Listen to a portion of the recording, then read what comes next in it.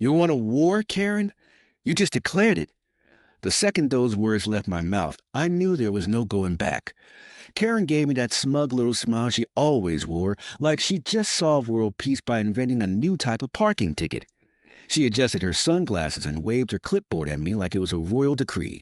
"Well, Jake," she said, "if you'd like to file a formal objection, the next HOA meeting is in 2 weeks." She actually winked. I didn't know to laugh or launch her clipboard into the lake. Instead, I smiled. "Great. And if you'd like to file a trespassing report, go ahead and stay on my dock 5 more minutes." That made her pause. Karen wasn't used to pushback. Most people in the neighborhood either avoided her or agreed to keep her quiet. I, however, was not built that way. I came from a long line of stubborn, lake-loving people with poor impulse control and access to power tools. So while she huffed and stormed off to consult the board, I walked straight into my shed. Now, this wasn't just a regular shed. It was a battle bunker for passive-aggressive neighborhood warfare.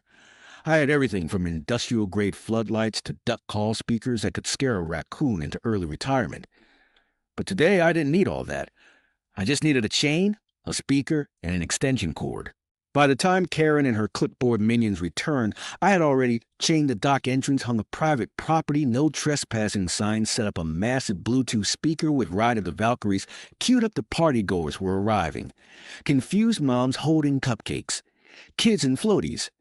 HOA board members in khaki shorts and judgmental expressions. Karen stomped up to the edge of the chain like a rabid flamingo. "What is this?" I smiled. "This is me respectfully declining your unauthorized use of my land." Her eyes narrowed. "You're creating a hostile environment, and you're hosting a party on land you don't own."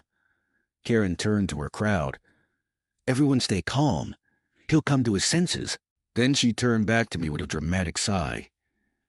"Jake, think of the community. We're trying to build connections, memories, then make them somewhere else. This dock isn't a community center. It's my back porch." That's when she crossed the line. Literally. She stepped over the chain. Like it wasn't there. Like I wasn't standing right in front of her. I didn't yell. I didn't touch her. I just pressed play. Ride of the Valkyries blasted at full volume. The bass made the dock tremble. Karen jumped back like she'd stepped on a snake. Kids screamed. Cupcakes hit the grass.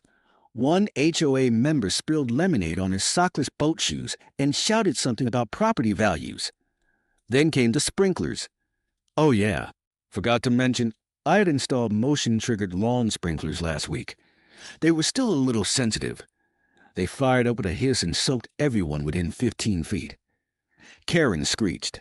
Someone yelled, "My phone!" Another guy shouted, "Why does the water smell like garlic?" It's a natural raccoon repellent.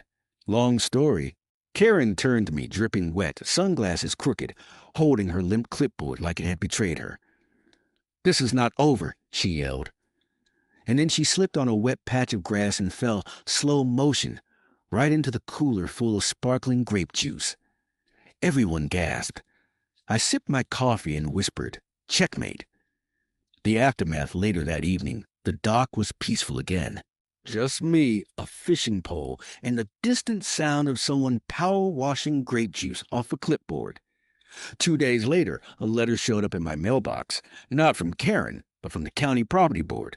Turns out, Karen actually filed a complaint about public dock misuse and tried to get my land rezoned. The county guy who came to inspect, he laughed.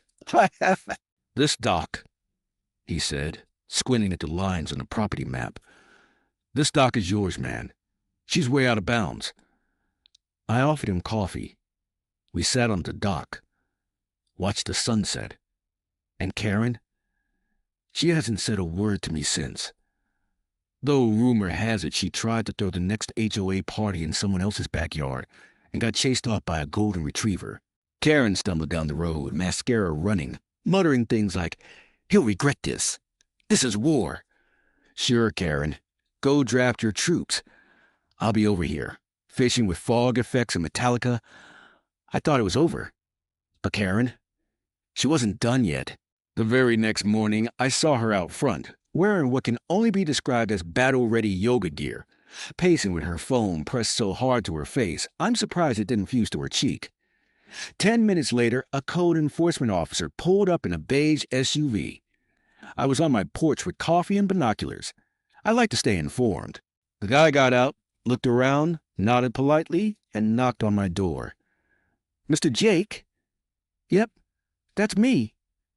We received a complaint about..." He glanced at his clipboard. "Unauthorized use of recreational noise-generating devices, improper fog dispersion, and weaponized water? I've had 5 calls from the HOA president this week. You're not the first." We walked out to the dock. He looked at the fog machine like it was a spaceship. "You use this?" he asked. "Yep." Then I showed him the survey papers, the property deed, and even a short video of Karen screaming over the sprinklers like she was melting in a Wizard of Oz remake. He nodded, chuckled again, and said, "Well, I'm going to file this one under no violations, just vibes." He even shook my hand before leaving. Said he might stop by for a barbecue sometime. But Karen still wasn't done. The next day, she posted a neighborhood bulletin that read, "Dear HOA members, please be advised. Aggressive behavior has been witnessed near the lake area, including loud music, theatrical smoke, and threatening lawn hydration systems. We advise all residents to avoid contact with Jake until further notice." I framed that note and hung it in my guest bathroom. And just when I thought things couldn't get any pettier, they didn't. Because that's when Karen's husband showed up. I thought I was in trouble. The man looked like a retired accountant who could win a staring contest with a statue, but instead he handed me a 6-pack and said, "Man, thank you." I blinked. "Wait, what?" He looked around like he didn't want to be overheard. "Look," he said, "I love my wife, but she's turned this whole HOA thing into a personality. I wanted to tell her off for years. But you did it with style." Then he added something legendary. "Honestly, I wish you'd invited me. I would have helped with the fog machine." We clinked hands. Instant friendship. Turns out, half the neighborhood was tired of Karen's reign of clipboard terror. The spring bash had always been her flex moment. Loud music, tight dress code, gluten-free lemonade, and it was always on someone else's lawn. Now that it was banished to a cul-de-sac, attendance dropped. Fast. People started saying things like, "It's not the same without the lake view." Jake's fog machine was more exciting than Karen's speeches. "Did you hear she slipped into a cooler?" The legend grew. Apparently, someone even printed shirts that said, "Lake people don't play." Okay, I made those shirts. But still. Weeks went by. No more surprise dock invasions. No HOA leaflets in my mailbox. No unsolicited fishing advice. Karen still lives 2 streets over. I see her walking her poodle, sunglasses on, head down. She hasn't made eye contact since the fog attack. But every once in a while, a new neighbor walks up to me and says, "Hey, are you the Jake?" And I just smile. White heavy checkmark moral of the story extended version? Don't mess with quiet lake people. Especially the ones with heavy metal playlists, raccoon-proof sprinkler systems, and a cousin named Dave who shows up like he's about to DJ a Viking wedding. Because sometimes, peace doesn't come from avoiding the HOA.